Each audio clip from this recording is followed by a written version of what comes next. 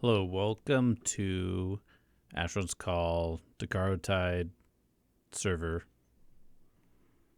This server's has DATs up to the 2005 era ish, somewhere in that year, I think, around summertime. But it pulls qualities like cleave weapons and dual wielding without even having the dual wield skill. Um, bow characters, bow and crossbow, and mages can use bucklers, among other things. Let's create a character. Let's create a UA character. UA has been changed from strength, so I'm just gonna, well, I'll just go 40. Gonna have some health. Still core, so it's changed from strength core to chord focus, I believe. Actually, I'll take less strength. Well,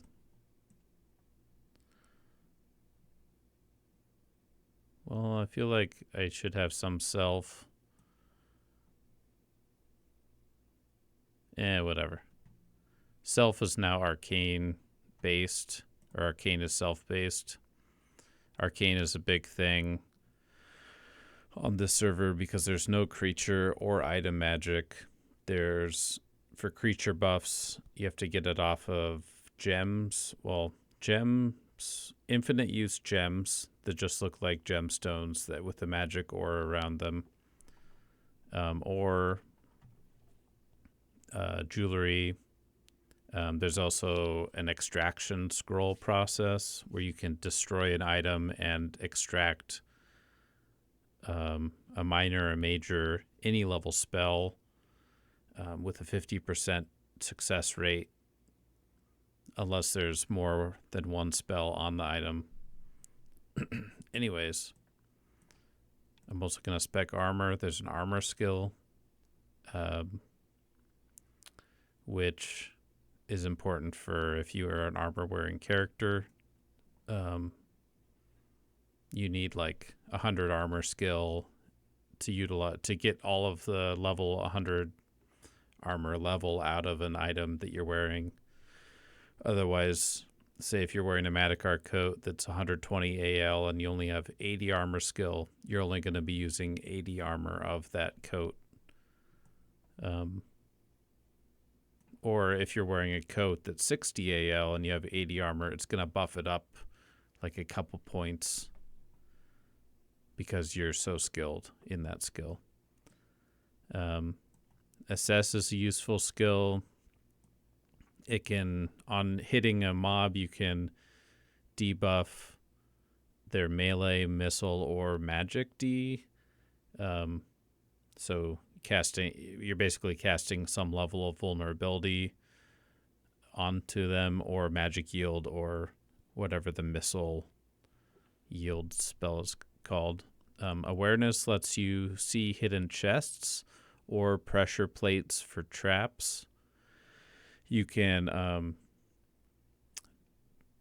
what is it? Like, not dispel. You can use lockpick on a pressure plate trap in a dungeon to disarm it.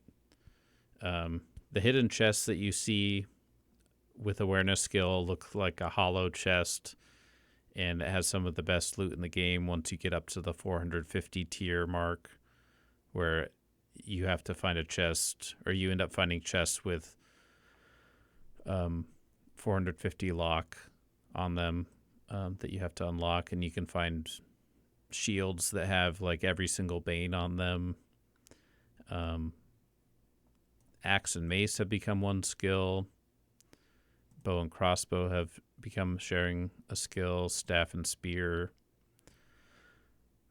Spear now has like a cone distance when you're fighting two mobs and one's behind another. You can pierce through the first mob to do damage to the second mob. Axe and mace have a cleave skill. or with a two-handed weapon, you can cleave 3 mobs at once. UA can shoot a war bolt on contact with a mob. I'm going to spec UA and melee. Appraise lets you bargain with vendors for better prices on things. You can also get a magnifying glass that can increase the value of loot before you sell it. It's useful because the economy is a little bit tight. Shield, like I said, bow people and mages can use bucklers. You can find hollow shields, loot gen hollow shields. You can find loot gen hollow weapons. You can actually change the element of a weapon with salvage. And if you find a resistance cleave acid weapon, you can change that to resistance cleave cold or anything else.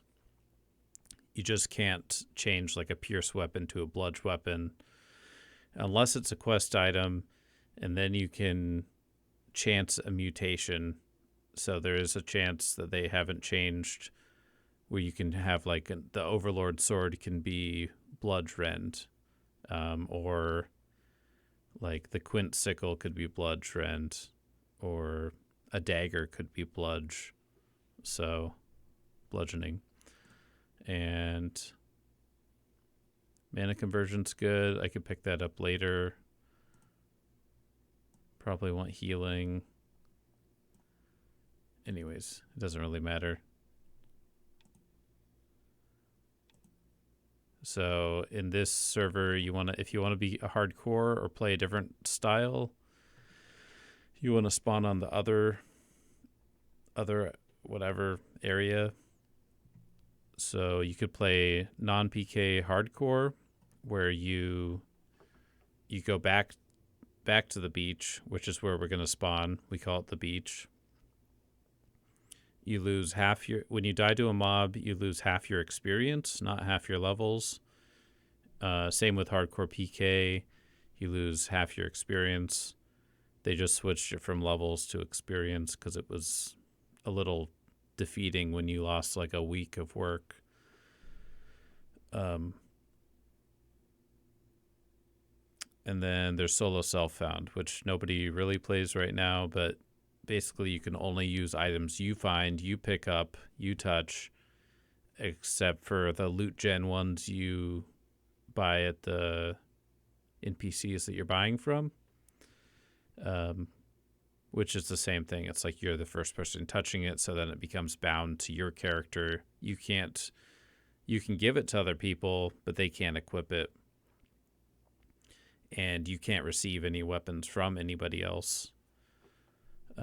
So there's a tier ranking of where hardcore PK is at the top. They can give items to hardcore non-PK to use. And I think either of those classes can give PKs, regular vanilla PKs, items to use. And then I think PKs can give non-PKs. Or maybe there is no discrepancy between the lower ones. But also like a regular PK that's not hardcore or like a non-PK, they can't summon portals for hardcore characters. So hardcore non-PKs can't summon portals for hardcore PKs. I mean, they can summon them, but the hardcore PKs can't go through.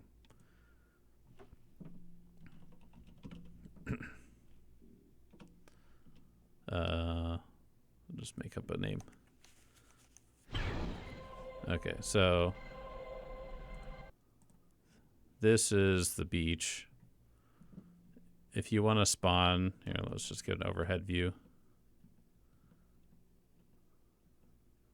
So there's a town crier for getting rid of items after you die. If you're overburdened or something or want to get rid of shit.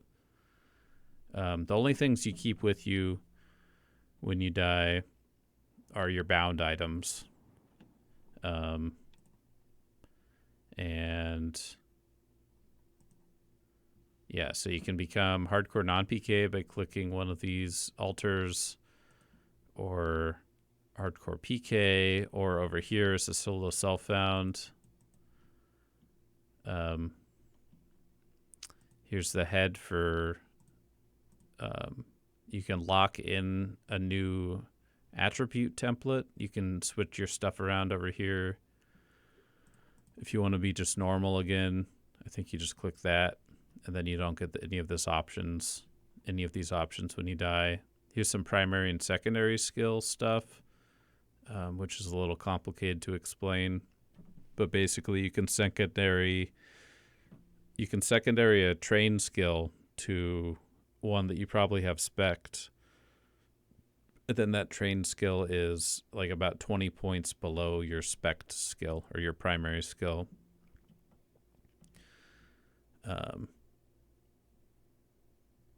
Yeah, let's just go in. Well, should we go in? Yeah, okay. I'll just demo it. I forget what else I was going to explain in this. If you want to become BK, there's a PK altar inside of the training dungeon. There's a portal network where basically all of these towns you can get to. There's also, oh yeah, you can get to the Marais La Salle, or is it, no, the AL, whatever. Get to Tusker Island, this one, or not that one, this one. The refuge from this, but you can only use these up to level 20. If you keep running along this road, you'll hit a Shaoxi portal or Shushi. Also, these vendors at the outposts, they give you some of the best XP, or not XP, sell rates. Maybe it says it in here. Buy rate is 70%. Sell rate is 1,000, or 100. Oh, okay. Also, as a hardcore PK, you get this ring of impermanency that gives you major sprint, major jump, level 7 sprint, level 7 jump. So you can just run a little bit faster. There's also this thing you eat, and there's you can do /hunger, and your stamina will be regained faster. It's kind of a developmental thing. Anyways, that's I think all I need to explain on this intro. Thanks for watching.